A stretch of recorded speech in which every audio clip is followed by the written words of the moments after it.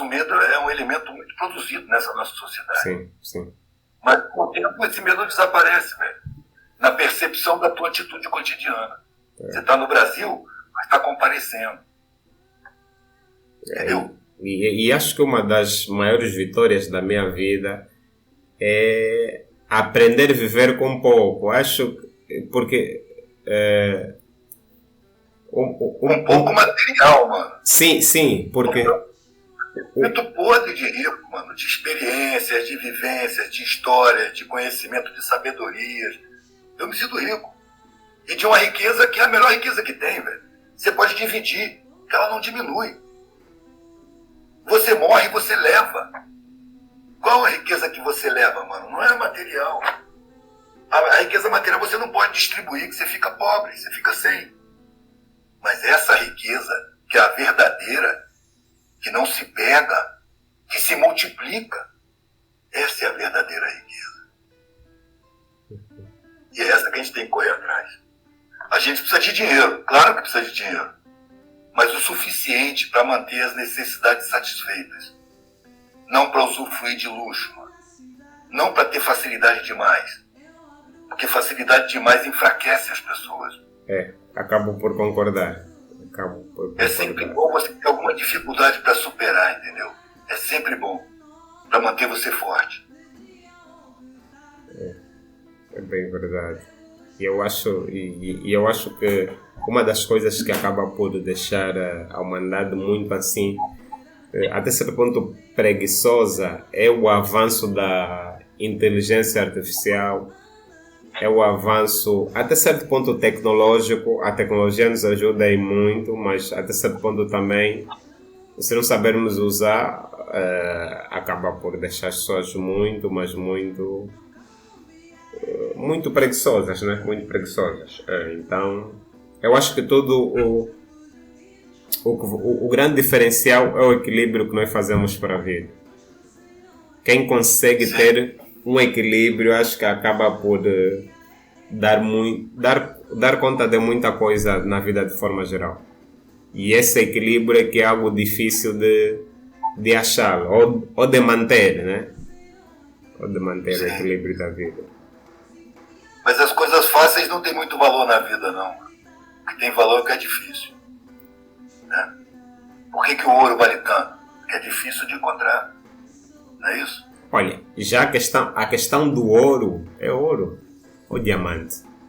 Não sei. Diamante também é a mesma coisa. Se bem que para essa questão do ouro ou diamante, a explicação plausível que eu tenho é que aquilo chegou alguém com uma tamanha influência e tal, que decidiu convencer as outras pessoas que o diamante é algo, ou que o diamante é algo de grande valor, porque, repara, eu acho que também nós devemos nos permitir, assim, com um pouquinho de senso crítico, de nos questionarmos se eu acho aquilo bonito ou se acho aquilo de grande valor, porque eu não vejo motivos suficientes de uma pedrazinha, né, um diamante, custar o valor de dinheiro que custa, quando com diamante não é como se fosse um petróleo que conseguimos extrair,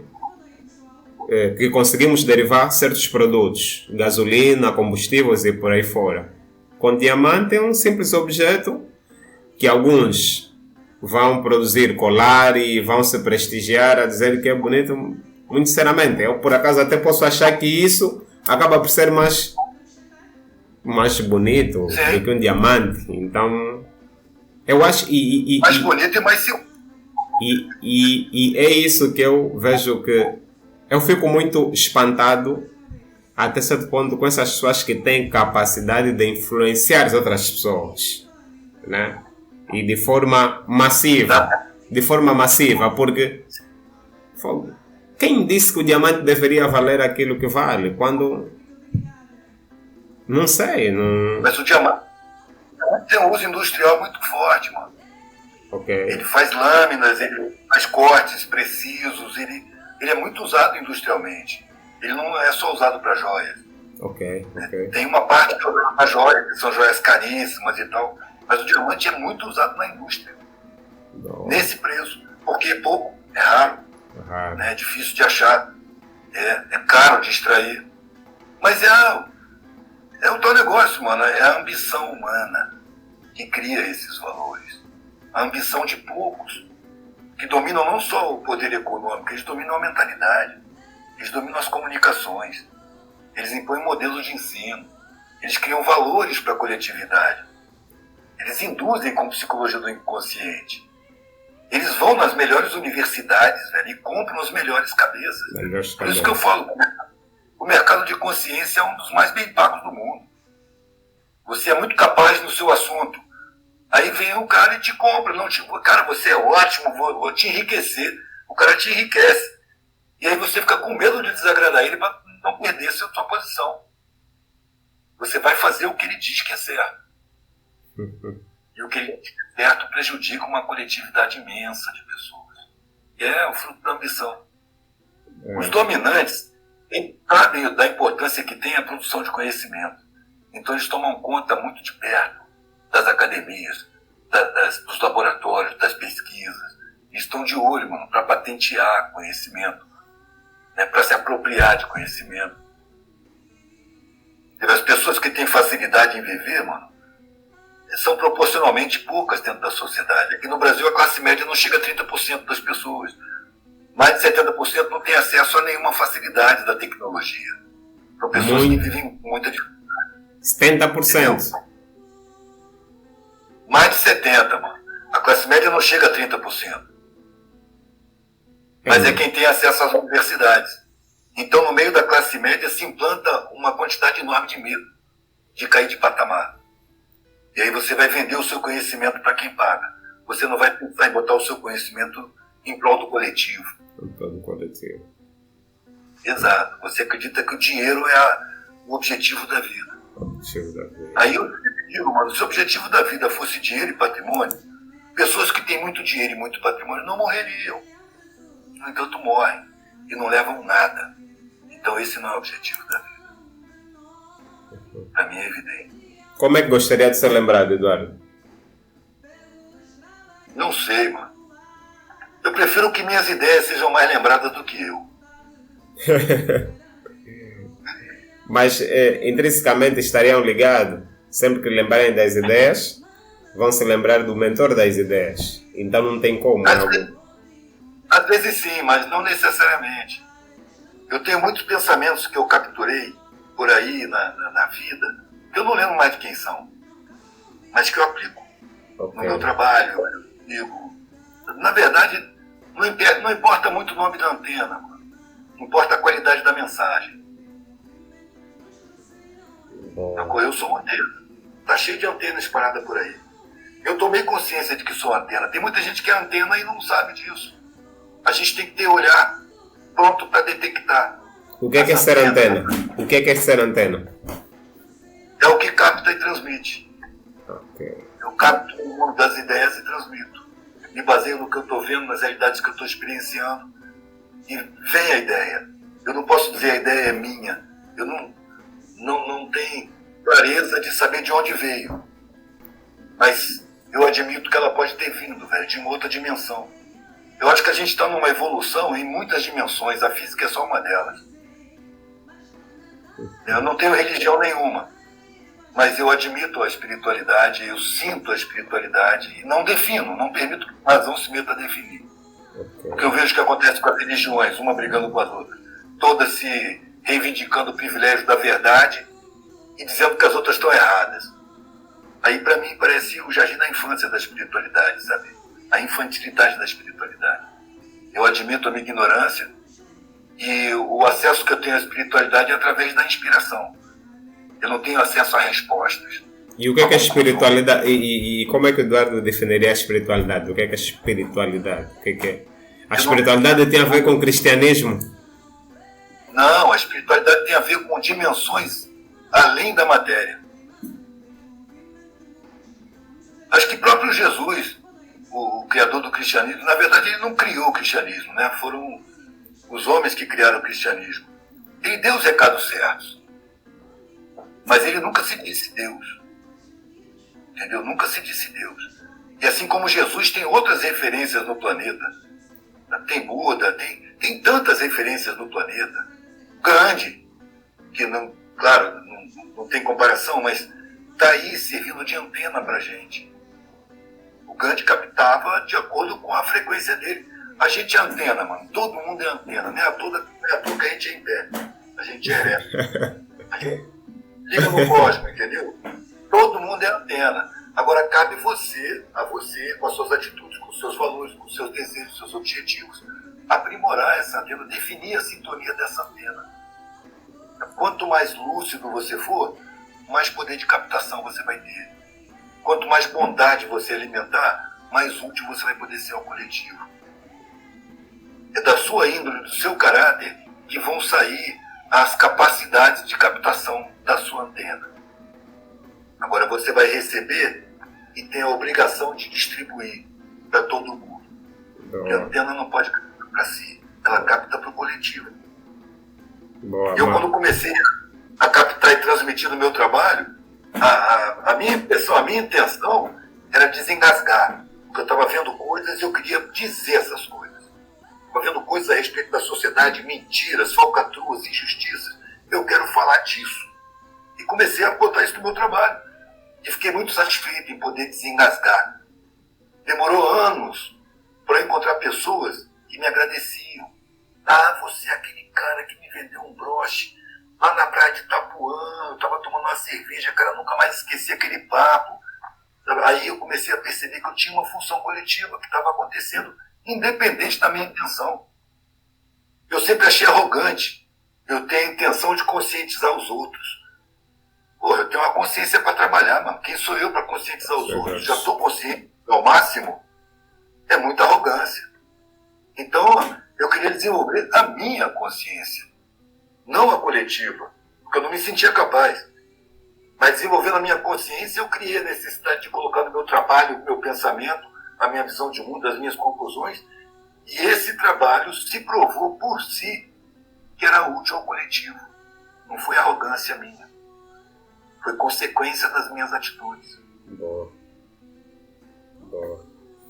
Eduardo, no teu ver, como é que enxerga a correlação entre religiosidade e espiritualidade?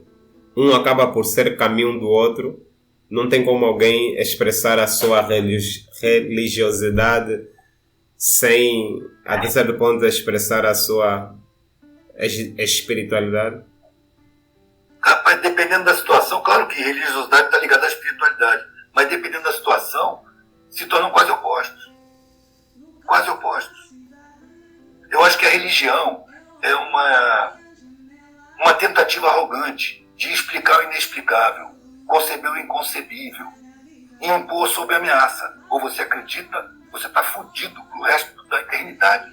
E vai morrer. Então, a religião, para mim, ela é a infância da espiritualidade.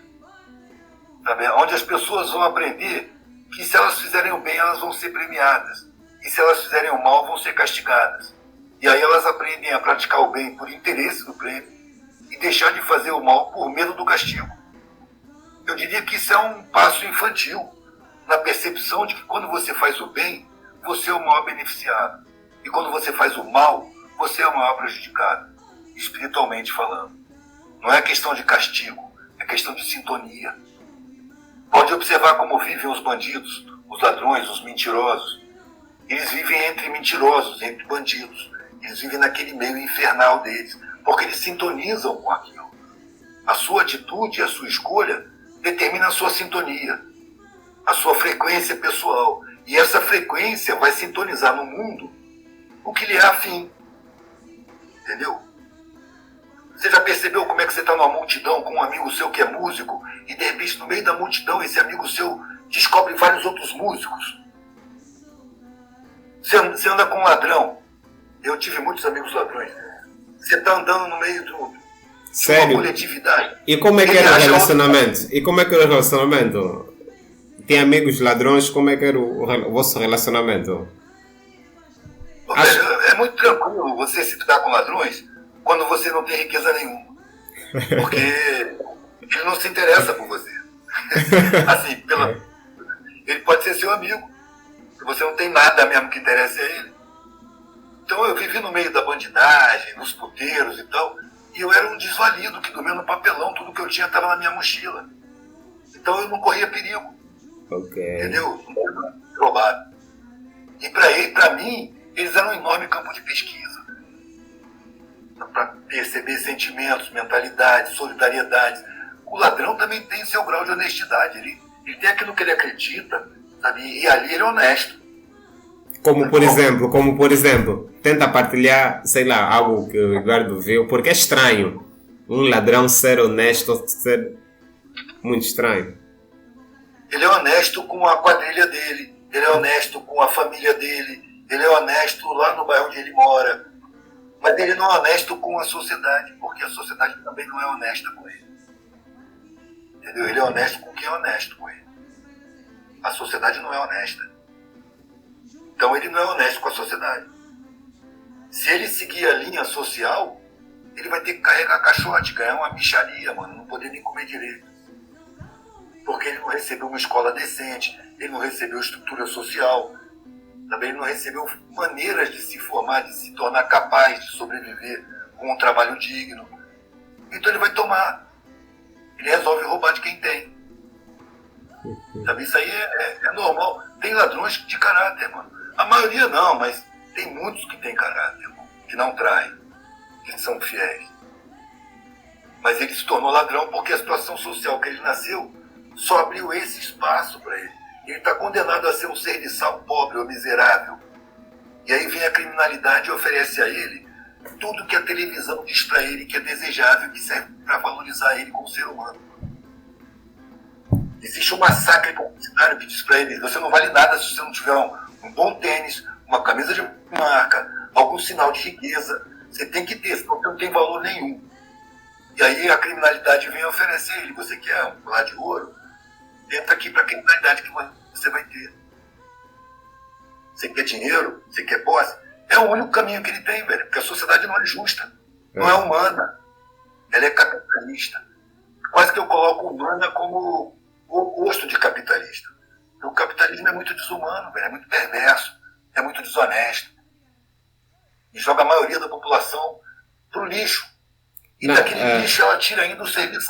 Mas até certo ponto eu vejo que tudo bem que o capitalismo tem essa desigualdade social. Porém, o socialismo, ou não sei se socialismo e comunismo acabam por ser a mesma coisa, mas correlaciono quase sempre muito com socialismo e comunismo, faz com que não valorizemos os esforços dos outros. Porque o princípio do capitalismo é quem trabalhou mais, e acho que é justo. Se eu trabalhei mais, se eu cultivei mais a minha terra,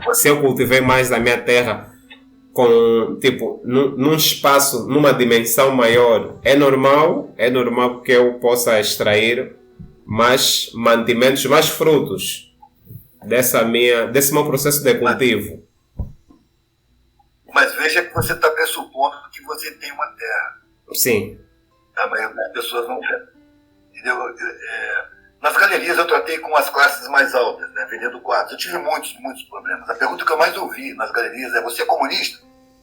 Porque quando você se preocupa com a injustiça social, as pessoas já te classificam como comunista. E ele estava falando num grupo de pintores que qualquer um nessa sociedade que se esforçar pode ficar rico, por merecimento. E eu cheguei e ouvi essa última frase. E eu me meti na conversa. E falei: você já viu esses caras que colocam asfalto na rua, com rodo de madeira, respirando aquela fumaça de querosene num calor enorme, pegando peso? Você acha que eles estão enriquecendo ou eles não estão se esforçando? Na mesma hora ele olhou para mim e perguntou se eu era comunista. Porque enriquecer não depende de esforço, mano. Não depende de esforço. Depende de dar a volta nos outros, de ser esperto, de subornar, de ganhar concorrência, de pagar pouco para os seus empregados. Depende de desumanidade. Se você tem humanidade, sentimento, velho, você não deseja para si mais do que você precisa. Você não dá valor a essa ideia de que quanto mais você tiver, mais valor você vai ter. Quanto mais você tiver, mais patrimônio você vai ter. O seu valor ele vai decorrer do seu sentimento, da sua atuação no coletivo. O valor não é dinheiro, o valor não é preço. Muitas vezes eu estava expondo meus desenhos numa parede na rua e alguém chegava, olhava e tal, apontava para o desenho, levou para mim e falava: qual é o valor desse desenho? Eu dizia: depende da pessoa, mano. Tem gente que dá um valor até exagerado. Tem gente que não dá valor nenhum, que acha que isso aí é lixo. Mas para essas duas pessoas, o preço é o mesmo. Eu acho que você está me perguntando o preço, né? Não é um valor. E na nossa sociedade é um esforço para misturar valor com preço. Com preço. Valor, mano, tem eu me sacrificar pelo outro. Valor tem eu esclarecer. Valor tem a minha solidariedade. Minha mercadoria tem preço. O meu trabalho numa empresa tem preço, que é o meu salário. E não é a mesma coisa. Valor é sentimento. Preço é uma matemática. É uma coisa exata. Mano, tá chegando uma hora que eu tenho um compromisso aqui. Tá bem. Fiquei aqui focado na conversa.